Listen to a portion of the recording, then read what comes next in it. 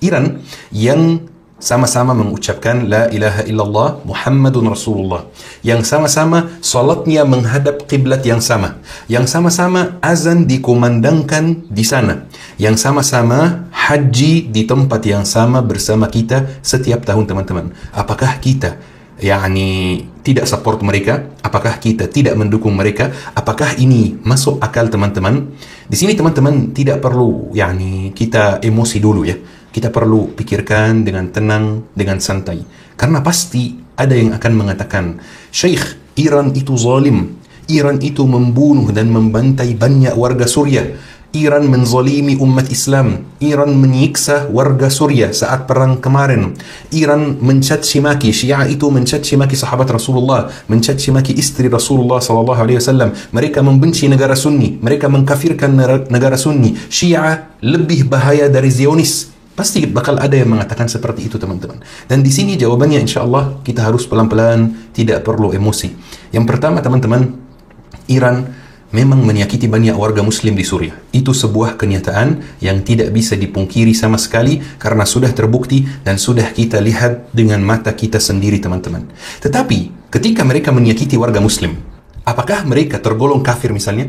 Lah, mereka tetap muslim, tapi muslim zalim. Taib, kira-kira kalau muslim melawan kafir, kita dukung siapa? Jelas yang muslim. Kalau muslim zalim melawan kafir, kita dukung siapa? Tetap juga mendukung yang muslim yang zalim itu, teman-teman. Karena walaupun dia zalim, tetap namanya muslim, teman-teman. Maka jemaah sekalian, tidak ada dalam sepanjang sejarah orang-orang Syiah memenangkan Islam, menolong umat Islam, membebaskan umat Islam dari penjajahan orang-orang kafir. Karena mereka itu orang-orang musyrik. Mereka menuhankan Ali bin Abi Thalib radhiyallahu anhu. Mereka berdoa kepada Al-Husain bin Ali bin Abi Thalib radhiyallahu anhuma. Mereka menganggap imam-imam mereka tahu perkara gaib, dan masih banyak lagi kesyirikan dan kekufuran mereka. Namun hari ini banyak umat Islam silau melihat katanya orang Syiah membantu pejuang Palestina. Tidak mungkin, jemaah sekalian. Tidak akan pernah terjadi dalam sepanjang sejarah mereka membantu umat Islam, mereka memenangkan umat Islam. Yang ada malah kebalikannya. Apa yang menimpa kaum muslimin hari ini di Gaza itu tidak lepas dari ulah orang-orang Syiah. Begitu pula pembantaian umat Islam di Suriah, di Yaman, pemberontakan orang-orang Syiah yang membantai umat Islam itu di era modern. Sampai hari ini tangan mereka berdarah-darah. Jadi kalau kita ingin kemenangan umat Islam, harus kembali kepada tauhid.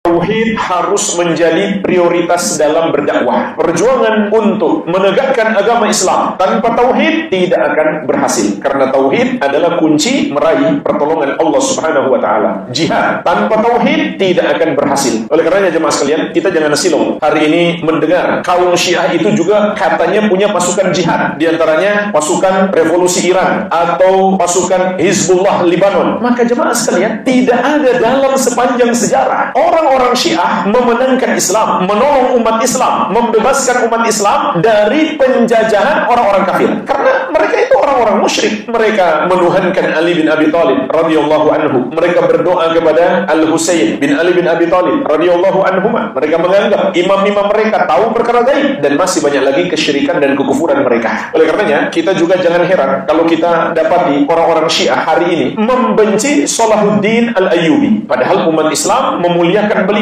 sebagai salah satu pahlawan Islam yang telah mengalahkan pasukan salib. Kenapa orang-orang Syiah membenci beliau? Karena beliau sebelum memerangi pasukan salib, beliau lebih dulu memerangi orang-orang Syiah sampai runtuh dinasti Fatimiyah, suatu negara Syiah besar di zaman dahulu yang berkuasa di Mesir. Ketika beliau ditanya, kok menyerang Syiah lebih dulu, bukan menyerang tentara salib? Kata beliau, saya khawatir saya sedang berperang melawan pasukan salib dan mereka menikam saya dari belakang. Dan terbukti dalam catatan sejarah, mereka membantai umat Islam dan membantu musuh dalam membantai umat Islam. Pembantaian Tatar yang menghancurkan Baghdad karena peran besarnya orang-orang Syiah. Begitu pula pembantaian yang dilakukan oleh pasukan salib atas bantuan orang-orang Syiah. Namun hari ini banyak umat Islam silau melihat katanya orang Syiah membantu pejuang Palestina. Tidak mungkin, jemaah sekalian. Tidak akan pernah terjadi dalam sepanjang sejarah mereka membantu umat Islam, mereka memenangkan umat Islam. Yang ada malah kebalikannya. Apa yang menimpa melimpah. Kaum muslimin hari ini di Gaza itu tidak lepas dari ulah orang-orang Syiah. Begitu pula pembantaian umat Islam di Suriah, di Yaman, pemberontakan orang-orang Syiah yang membantai umat Islam itu di era modern. Sampai hari ini tangan mereka berdarah-darah. Jadi kalau kita ingin kemenangan umat Islam harus kembali kepada tauhid. Tidak ada jalan lain. Sebagaimana Allah ingatkan di surat An-Nur ayat ke-55. Wa'adallahu alladhina amanu minkum wa amilu salihat la yastakhlifannahum fil ard kama istakhlafa alladhina min qablihim wa la yumakkinanna lahum dinahum alladhi irtada lahum wa la yubaddilannahum min ba'di khawfihim amna ya'budunani la yusyrikuna bi syai'a. Allah telah berjanji kepada orang-orang yang beriman di antara kalian dan beramal soleh. Kepada siapa Allah berjanji? Orang beriman dan beramal soleh. Orang yang beriman itu kategori utamanya adalah yang mentauhidkan Allah. Surat Al-An'am ayat 82. Allah Subhanahu wa taala berfirman, "Alladzina amanu wa lam yalbisu imanahum bidzulmin, ulaika lahumul amnu wa hum muhtadun." Orang-orang yang beriman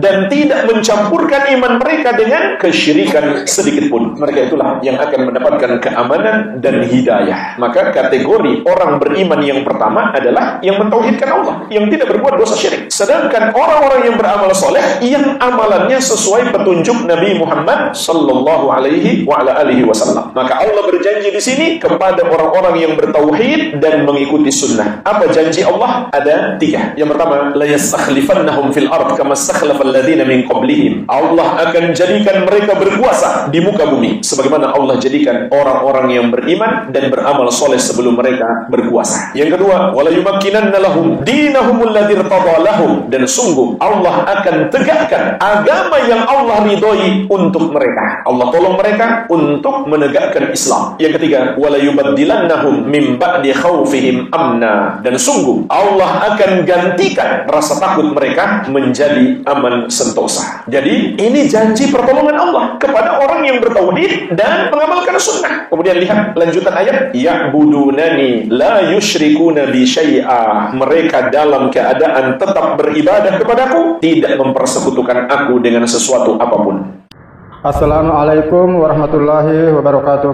Sampai jumpa kembali di World Islam Channel.